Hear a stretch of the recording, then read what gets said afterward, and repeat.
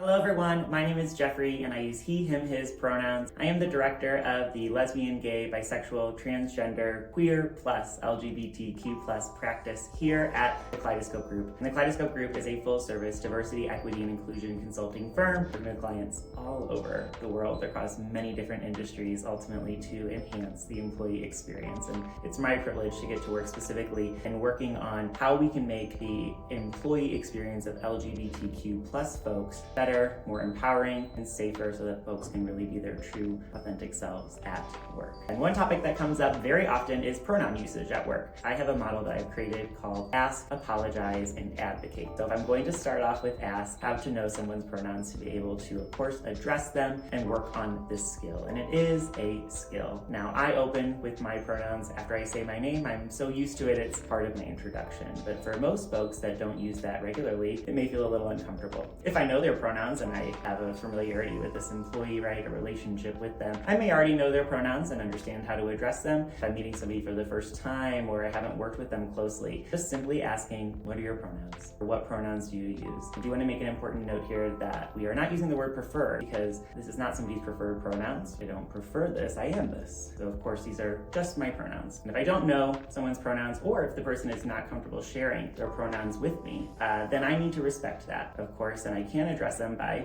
using their name or always using gender-neutral pronouns. I then want to talk about this second piece, which is very important and oftentimes I think the most fearful, is the apologize. So everybody's going to make mistakes, myself included. No one is exempt. But when we do make that mistake and let's say we misgender someone or use the wrong pronouns, we just need to apologize. Easier said than done. However, it is important that our apologies be sincere, right, genuine, and that we know what we're apologizing for. So not using an apology like, I'm sorry you felt that way, or I'm sorry you're offended. A simple I'm sorry, or an I'm sorry I used the wrong pronouns, or an I'm sorry and you remind me of the pronouns you use. I'm sorry, what are your pronouns? It is important to keep the apology short and to make sure that we're not making it about us. And so we want to just make sure that we get that correct. When we don't, we apologize, we correct the behavior, and we keep it going. Now, this last one is advocate. We're advocating for pronoun usage in the workplace. You can do so by, of course, as we said in the beginning, using your pronouns. Some workplaces have an option to include pronouns in email signatures or possibly in your bios. If not, right, you can still add it on to write your verbiage of how you introduce yourself. By leading with your pronouns, other folks may feel more inclined or even safer to share their pronouns with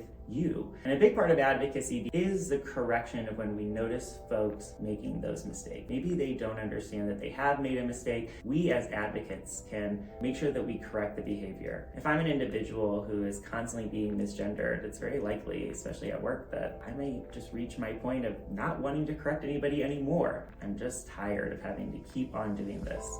So I may not speak up, but if I had an advocate in my corner that could speak up on my behalf, hopefully somebody who I built some trust with, could really correct folks, making sure that we're spreading that awareness, because the borderline really is respect and making sure that we're all respecting each other and being an advocate for spreading that respect so that we can work better together. Thank you for listening, and I hope that this was helpful. And I look forward to the continued conversations. It is a journey, and we are along that journey together. So I thank you for your time.